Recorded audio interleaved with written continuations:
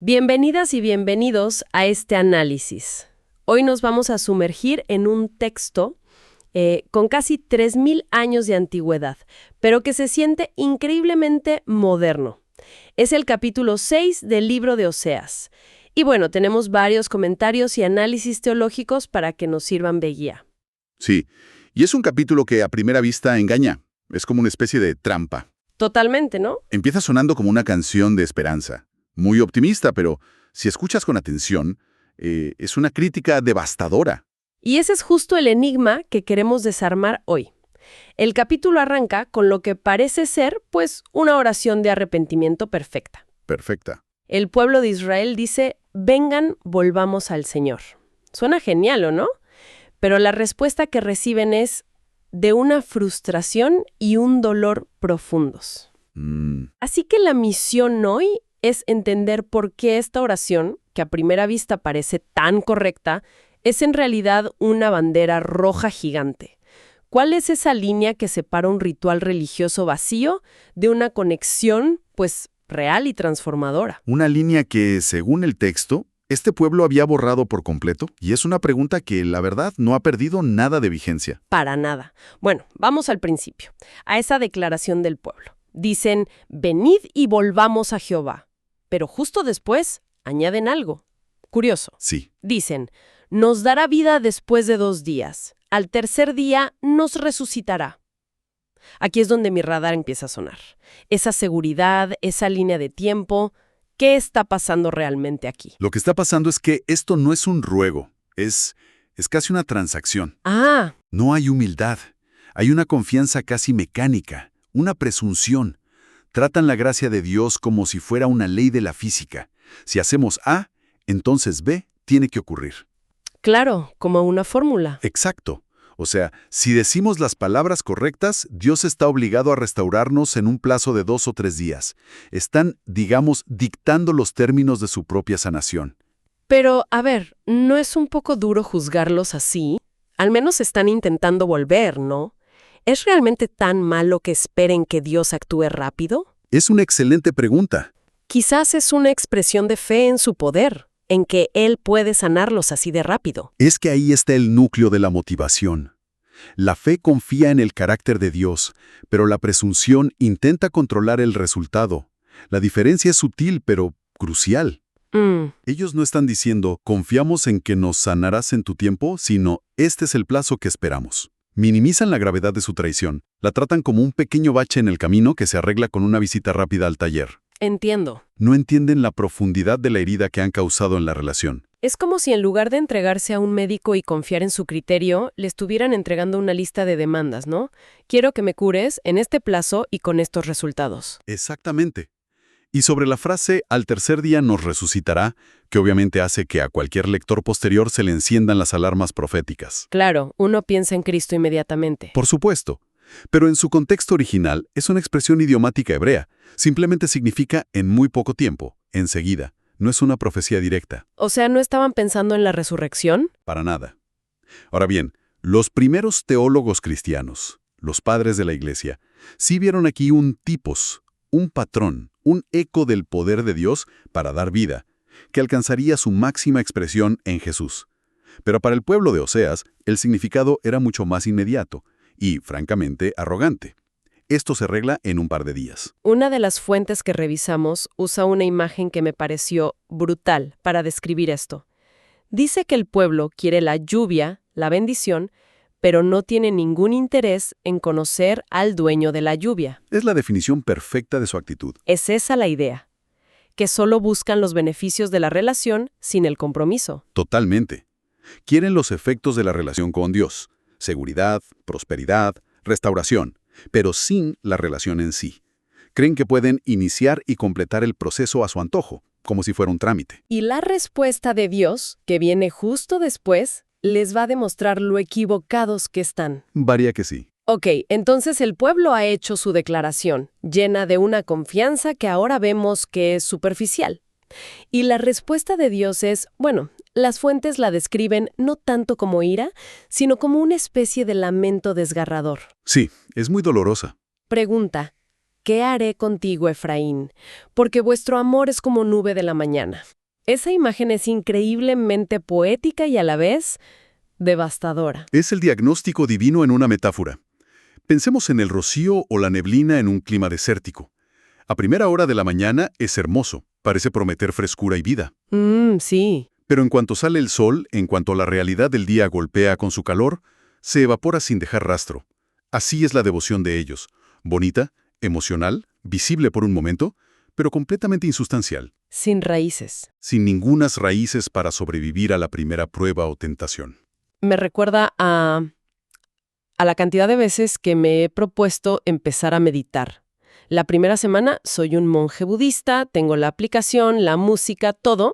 Sí. A la tercera semana ya ni me acuerdo de que existe. Esa sensación de que la buena intención simplemente se evapora es muy real. Es un paralelo perfecto. Es una piedad que no sobrevive al contacto con la vida real. Otro ejemplo moderno podría ser el Virtue Signaling corporativo. Ah, claro.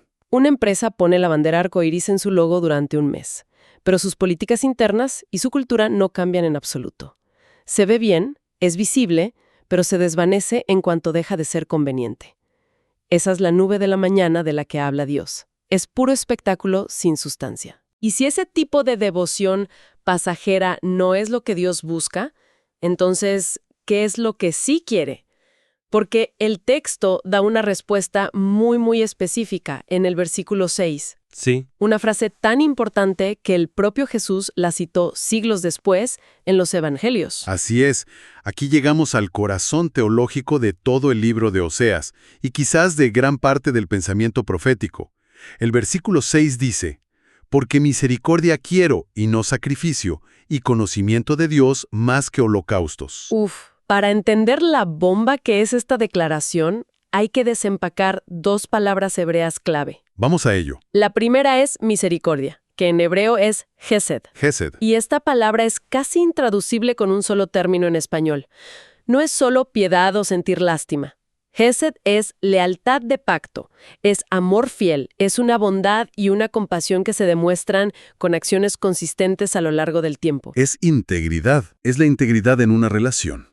Es el tipo de amor que cumple sus promesas aunque no le apetezca. O sea, no es un sentimiento que va y viene como la nube, sino un compromiso de acero. Exactamente. Y la segunda palabra es conocimiento, en hebreo da'at. ¿Da'at? De nuevo, esto no tiene nada que ver con acumular información teológica o saber datos sobre Dios. En el pensamiento hebreo, conocer es un término relacional, íntimo. Implica experiencia personal, confianza, una obediencia que nace del amor y el respeto. No es saber de Dios, es conocerlo. Exacto. De hecho, en el capítulo 4 de Oseas se dice que la raíz de toda la corrupción de la nación es la falta de este da'at, de este conocimiento íntimo de Dios. Entonces, cuando Dios dice quiero Hesed y no sacrificio, no está cancelando los rituales religiosos, ¿verdad? No está diciendo dejen de ir al templo. Para nada. Él mismo instituyó esos sacrificios en la ley. Lo que está haciendo es establecer una jerarquía de valor. Radical. Está diciendo, de nada me sirve su ritual perfectamente ejecutado si sus vidas no reflejan lealtad, justicia y compasión. ¡Wow! De nada sirve un animal quemado en el altar si explotan al pobre o traicionan a su vecino. El ritual debe ser la expresión externa de una realidad interna. Si esa realidad interna no existe, el ritual no solo es inútil, es una ofensa, un insulto. O sea, el pueblo le está ofreciendo a Dios lo que a ellos les conviene, un ritual rápido que les permite seguir con sus vidas. Pero Dios les responde, se equivocaron de regalo. Lo que yo valoro es su lealtad y que me conozcan de verdad. Y por cierto, sus vidas demuestran que no hacen ni una cosa ni la otra. has dado en el clavo. Y para que no quede ninguna duda, Dios pasa de la teología a los hechos. Les presenta la evidencia, como un fiscal en un juicio. Sí, el texto se vuelve muy específico. Si el arrepentimiento del pueblo es una farsa, Dios saca los recibos para demostrarlo. ¿Cuáles son esos cargos? Presenta una lista de cargos que demuestra que la corrupción no es algo del pasado, sino su realidad del día a día. Y empieza con una comparación que te hiela la sangre. ¿Cuál? Como a Adán traspasaron el pacto. Eso es poner el listón muy alto. No es cometieron un error. Han repetido la traición original de la humanidad. Precisamente. Les está diciendo que su pecado no es un desliz menor, es una ruptura fundamental, una traición a la relación en su nivel más primario, igual que en el Edén. Con esto, eleva la gravedad de sus actos a una escala cósmica. ¡Wow! Y luego, baja de lo cósmico a lo geográfico, a lo local. Menciona lugares concretos, lo que lo hace todo mucho más real, ¿no? Sí, para que nadie pueda decir, eso es algo general, no se refiere a mí. Habla de Galad, una ciudad que por ley debía ser una ciudad refugio. Un santuario. Un santuario para proteger la vida de alguien que había cometido un homicidio accidental. Y dice que ahora está manchada de sangre, convertida en un nido de asesinos. El lugar que simbolizaba la misericordia ahora es un centro de violencia. La inversión de valores es total. Y no solo culpa a la gente en general, sino que apunta directamente a los líderes. Y esto es clave. La crítica más dura es para los sacerdotes. Ellos que debían ser los guardianes espirituales y los maestros del Da'at, de Dios, son comparados con una pandilla de bandidos. Bandidos. Con salteadores que se esconden para asaltar y asesinar a los viajeros en el camino a Siquem, otro lugar sagrado. Su fracaso es catastrófico, porque si los guías están perdidos y son corruptos, ¿qué esperanza le queda al resto del pueblo? Es la corrupción en la cima, que inevitablemente se filtra hacia abajo.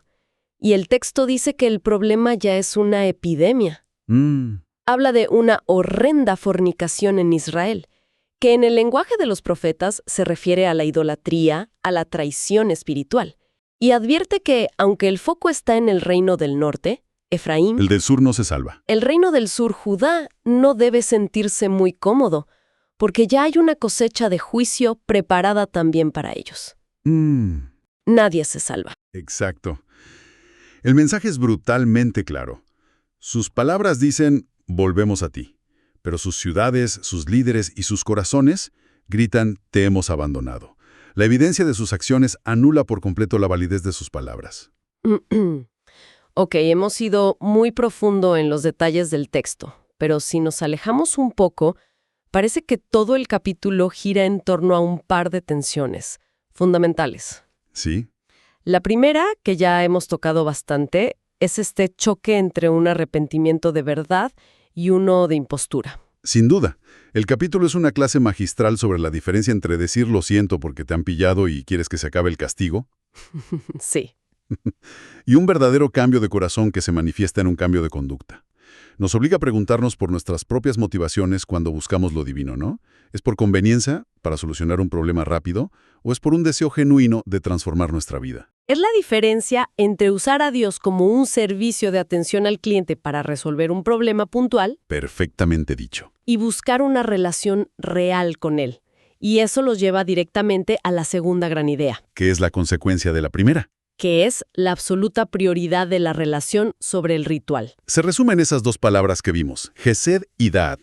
Lo que Dios valora, lo que define una espiritualidad auténtica según Oseas, no es la precisión de tus ceremonias, sino la caridad de tus relaciones. Es la fidelidad, el amor leal, la justicia práctica, la compasión por el prójimo. La aplicación hoy es directa. De poco sirve la asistencia a un servicio religioso si no se traduce en ser una persona más íntegra, justa y compasiva de lunes a sábado. Una de las fuentes lo resumía de una forma muy directa, planteando la pregunta fundamental del capítulo como ¿religión o relación? El pueblo había elegido la religión, un sistema de prácticas y rituales que creían poder controlar para obtener beneficios. Pero Dios les estaba pidiendo una relación, un compromiso del corazón, vulnerable y leal.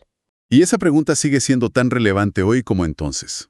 Es muy fácil caer en la trampa de la religión, de cumplir con ciertas prácticas externas, sean las que sean, mientras nuestro interior, nuestra forma de tratar a los demás, nuestra ética, permanece completamente intacta. Oseas 6 es una advertencia temporal contra esa peligrosa dicotomía. En definitiva, hemos visto cómo este capítulo de Oseas deconstruye una fe de cartón piedra. Es una llamada de atención muy potente contra la idea de que podemos manipular a lo divino con las palabras correctas, mientras nuestra vida demuestra exactamente lo contrario. Al final, el mensaje es que Dios no busca expertos en liturgia ni teólogos de sillón, busca gente que lo conozca íntimamente, que tenga ese Da'at, y que como resultado de ese conocimiento viva una vida de amor leal y comprometido, y de justicia para con los demás, ese gesed. Que una cosa lleve a la otra. La práctica externa debe fluir de una realidad interna, o no es más que un teatro vacío. Y todo esto nos deja con una última idea para reflexionar. El texto contrapone esa devoción pasajera, esa nube de la mañana que se evapora, con la lealtad constante, el gesed que Dios anhela. Y eso inevitablemente nos lleva a preguntarnos, ¿qué actúa en nuestra vida moderna como ese sol de la tentación que evapora nuestras mejores intenciones? Puede ser el estrés, la ambición, la comodidad, el miedo. Y la pregunta más profunda que plantea el texto es, ¿cómo una relación auténtica y arraigada, en lugar de una simple religión de superficie, puede darnos las raíces necesarias para que nuestra devoción no se evapore cuando el sol empieza a calentar?